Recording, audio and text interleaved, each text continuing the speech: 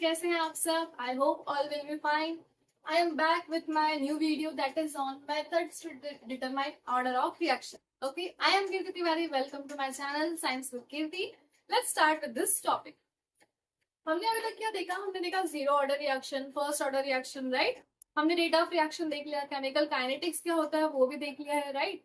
अब हमें क्या करना है? अब हमें सीखना है कि हम ऑर्डर ऑफ रिएक्शन तो पढ़ रहे हैं, लेकिन ऑर्डर ऑफ रिएक्शन निकालते कैसे हैं, कि कौन से ऑर्डर ऑफ रिएक्शन है या कोई जो हमारी रिएक्शन है वो कौन से ऑर्डर ऑफ रिएक्शन को फॉलो कर रही है. ठीक है, सो उसके लिए हमारे पास कुछ मेथड्स होती हैं. First we are starting with the half life period method. Half life period method. अब हाफ लाइफ से आप ऑर्डर ऑफ रिएक्शन कैसे निकालोगे? So let's start with it. हमने हाफ लाइफ पीरियड सारी ऑलमोस्ट फर्स्ट ऑर्डर का देख लिया, जीरो ऑर्डर का देख लिया. ठीक है, सेकंड ऑर्डर और थर्ड ऑर्डर जनरली आपके सिलेबस में नहीं होता है. ठीक है, सो जीरो फर्स्ट ऑर्डर का सबसे बेसिक फॉर्मूला क्या है? T half is directly proportional और you can say equals to the A naught upon 2k. ठीक है, ये हमारा किसके लिए है? जीरो ऑर्डर के लिए है. जीरो ऑर्डर के लिए फॉर्मूला होता है टी हाफ का, और टी हाफ का फॉर्मूला होता है 0.693 by k for first order reaction. ये हमारा फर्स्ट ऑर्डर के लिए हो गया, है ना? अगर आपको इक्वेशन में टी हाफ की वैल्यू अगर आपको पता है, आपको क्या दिया हुआ है? रेट कांस्टेंट दिया हुआ है, इनिशियल कंसंट्रेशन दिया हुआ है, या फिर आपको क्या बोला है कि आपको टी हाफ निकालना है. अगर आपने टी हाफ निकाल लिया या टी हाफ की वैल्यू दी हुई है तो उस बेसिस पे आप बता सकते हो जीरो ऑर्डर रिएक्शन होगी. ठीक है, अगर टी हाफ जो है, इस फॉर्मूले से आप क्या बोल सकते हो? T half is directly proportional to the A naught. बोल सकते हो इनिशियल कंसंट्रेशन के डायरेक्टली प्रोपोर्शनल है. ठीक है, मतलब ये किसको फॉलो कर रहा है? जीरो ऑर्डर को फॉलो कर रहा है. अब टी हाफ के फॉर्मूले में आप यहाँ पे देखो, यहाँ पे तो कहीं ए नॉट है ही नहीं. 0.693 कांस्टेंट है और के की वैल्यू रेट कांस्टेंट है. मतलब फर्स्ट ऑर्डर के लिए रेट इनिशियल कंसंट्रेशन पर टी हाफ डिपेंड नहीं करता है ना? तो इससे हम क्या कंसेप्ट निकाल सकते हैं? T half is directly proportional to the power of initial concentration 1 minus n. ठीक है, directly proportional to the 1 minus n. ये अगर आपने फॉर्मूला याद कर लिया, आप इजीली डिटरमाइन कर पाओगे कि ऑर्डर ऑफ रिएक्शन क्या है.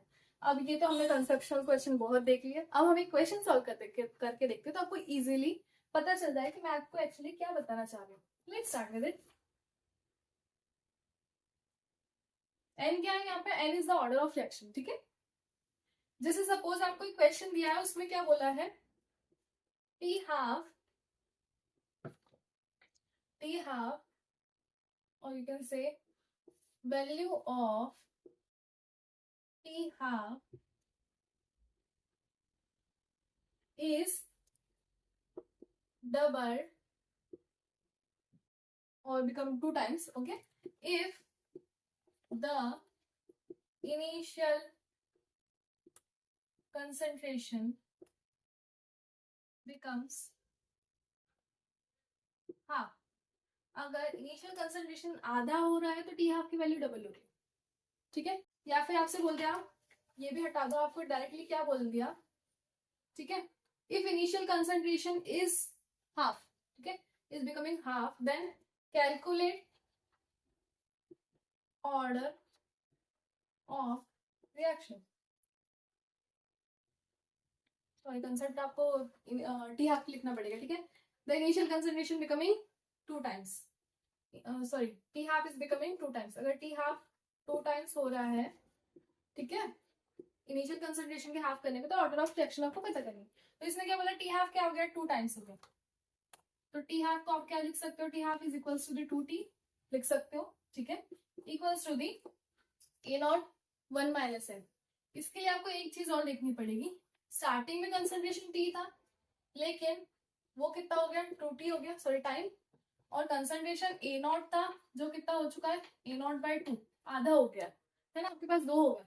ये A1 मान लो, आप इसको A2 मान लो, इसको T1 मान लो, इसको T2 मान लो. तो आप क्या कर लोगे? T1 upon T2. मैथ्स में किया आपने, प्रोपोर्शनल का साइन हटाओ. ए नॉट के लिए आप A1 अपॉन A2 कर दो, A1 अपॉन A2. ठीक है, और A1 अपॉन A2 की वैल्यू क्या है? T1 की वैल्यू क्या है? T1 की तो T1 ही है. ठीक है, T1 की T है और T2 की वैल्यू कितनी है 2T equals to the A1 की वैल्यू क्या है A0 और A2 की वैल्यू क्या है A0/2। ठीक है, क्लियर विद दैट। अब आपको क्या करना है, सिंपली जैसे सॉल्व करते हो कर लेना है। इसकी पावर हमें पता है कि क्या है 1 - n है, तो 1 - n लगा दो। ठीक है, तो ये क्या हो गया 1/2 हो गया इक्वल्स टू दी ये A0/2 है। रिवर्स करोगे तो A0 कहाँ चला जाएगा, ऊपर चला जाएगा। ठीक है, A0/2 क्या हो जाएगा 2/A0 हो जाएगा। सो A0 से A0 कैंसिल हो गया, दिस विल बिकम 2 और 2 की पावर 1 - n। मतलब आप किसकी बात कर रहे हो, यस। ठीक है, 1/2 equals to the 2 to the power 1 - n। और 1 - n को अगर आप इसको इनवर्स लिख लोगे तो ये 1/2 के इक्वल हो जाएगा, है ना। पावर नेगेटिव हो जाएगी, मैथ्स में पढ़ा है हमने। दिस विल बिकम n - 1 और इसकी पावर 1। ठीक है, 1 इक्वल्स टू n - 1, मतलब n की वैल्यू क्या आ गई 1 + 1 that is 2। Order of reaction क्या होगा, सेकेंड ऑर्डर ऑफ रिएक्शन। क्या होगा, सेकेंड ऑर्डर ऑफ रिएक्शन। ठीक है, इसके अलावा हमने एक कंसेप्ट पढ़ा था कि t half is inversely proportional to the concentration for the second order reaction. अगर आपको ये पता है तो आपको इतना सॉल्व करने की जरूरत ही नहीं पड़ेगी, आप इजीली क्वेश्चन देख के पता कर पाओगे कि अगर कंसंट्रेशन आधा हो रहा है और टाइम डबल हो रहा है मतलब इनवर्सली प्रोपोर्शनल हो, ये किसके लिए है, सेकंड ऑर्डर के लिए।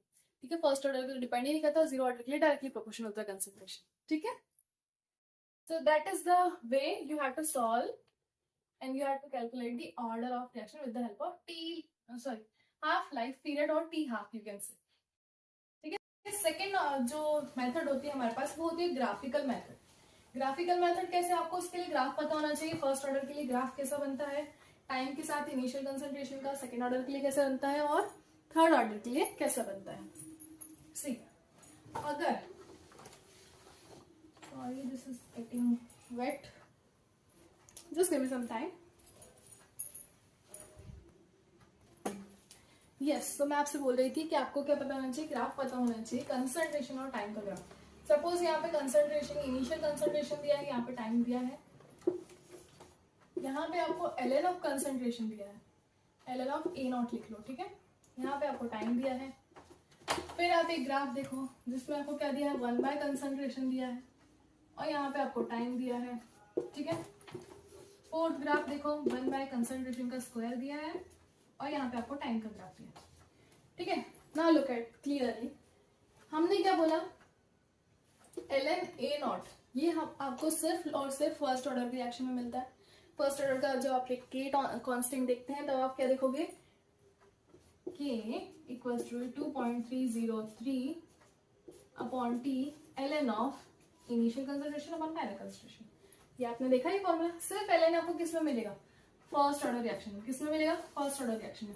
तो ये तो सिंपल सी बात है, अगर ये इस तरीके का दिया हुआ है तो ये फर्स्ट ऑर्डर की बात कर रहे हैं। ठीक है, अगर आपको ग्राफ ln और टाइम के बीच में दिया है, ln ऑफ इनिशियल कंसंट्रेशन के, तो फर्स्ट ऑर्डर रिएक्शन है। 1 अपॉन कंसंट्रेशन और टाइम के बीच में दिया तो सेकेंड ऑर्डर रिएक्शन है। 1 अपॉन कंसंट्रेशन और स्क्वायर और टाइम के बीच में दिया तो थर्ड ऑर्डर है। और कंसंट्रेशन और टाइम के बीच में दिया है तो it is a zero order reaction. ठीक है, आप ग्राफ के बेसिस पे इजीली पता कर सकते हो। कंसंट्रेशन और टाइम का ग्राफ इस तरीके से जाता है for the first and second order. Time के साथ स्ट्रेट स्लोप मिलता है, अपवर्ड स्ट्रेट स्लोप मिलता है for the second order and upward straight slope मिलता है आपको फॉर द थर्ड ऑर्डर। ठीक है, इजीली आप बता सकते हो। अगर आपको इस तरह के ग्राफ दिया तो ऑब्वियसली ये जीरो ऑर्डर होगी, ये फर्स्ट ऑर्डर होगी, ये सेकंड होगी, ये थर्ड होगी।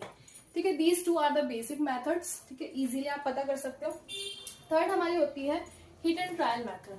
अब हिट एंड ट्रायल मेथड में आपको क्या करना है, हिट एंड ट्रायल में क्या करना है, जैसे आपको उसमें डाटा दिया होगा आपको, जैसे सपोज इनिशियल कंसंट्रेशन दिया, टाइम का डाटा दिया हुआ। ठीक है, A B C, ये आप मान लो ABC। ठीक है, ऐसे 3 डाटा दिए हुए हैं, तो आपको क्या करना है, इन दोनों का रेट लॉ निकालना है। ठीक है, रेट इक्वेशन निकालिए, मतलब बात कर लो। फिर आप सपोज इन दोनों को ले लो और इनकी रेट इक्वेशन निकाल लो। ठीक है, अगर इन दोनों को कंपेयर, इन दोनों ये इसके रिस्पेक्ट में आपने जो k की वैल्यू निकाली, रेट कांस्टेंट की वैल्यू, और इसके रिस्पेक्ट में आपने जो रेट कांस्टेंट की वैल्यू निकाली, दोनों सेम होती है, दैट मीन्स वो सेम ऑर्डर है। अब आपको कैसे करना है, जैसे सपोज आपने इसके लिए क्या निकाली, k की value for the first order reaction. ठीक है। फिर आपने के की वैल्यू इसके लिए निकाली for first order reaction. First order के लिए रिएक्शन के लिए यही वाला फॉर्मूला होगा, ठीक है। आपने टी की वैल्यू पुट कर दी, ए नॉट की वैल्यू पुट कर दी, ए की वैल्यू पुट कर दी, फिर आपको के की वैल्यू मिल गई। और जैसे आपने के की वैल्यू निकाली, ये K1 मान लो और ये K2 मान लो। जब आप K1 और K2 को कंपेयर करोगे, दोनों इक्वल आ जाते हैं, मतलब ये फर्स्ट ऑर्डर रिएक्शन होगी। ये हिट एंड ट्रायल मेथड थी, ठीक है। हमको सिंपली फॉर्मूला पुट करने का, के की वैल्यू दो के की वैल्यू सेम आ जाती है, सो वो पर्टिकुलर ऑर्डर ऑफ रिएक्शन हो जाता है। ऐसे आप फर्स्ट ऑर्डर की जगह जीरो ऑर्डर का फॉर्मूला लगा लो, k equals to the A naught minus a by t. ये फॉर्मूला लगा के अगर आपको के की वैल्यू, दो के की वैल्यू मिल रही K2 K1, जैसे सपोज ये इक्वल नहीं आते, ठीक है, तो आप ये वाला फॉर्मूला लगा के देखो, अगर ये फॉर्मूला फिट हो जाता है तो ये जीरो ऑर्डर रिएक्शन होगी। हिट एंड ट्रायल है, ये फॉर्मूला फिट हो गया तो जीरो ऑर्डर, ये फॉर्मूला फिट हो गया तो फर्स्ट ऑर्डर, ठीक है। I hope you understand the video. If you like the video, if you like the video, please like, share and subscribe my channel, okay, and don't forget to comment on which topic you want my another video. Thank you so much and stay tuned with my channel for such more videos and interesting videos. I hope you got the point, and in another in the short form I will upload some questions on these type of like methods, how to solve the half-life period or how to calculate the order of reaction. Please go through that also. You will get how to solve the questions. Okay, thank you so much. Stay tuned with my channel for the another video.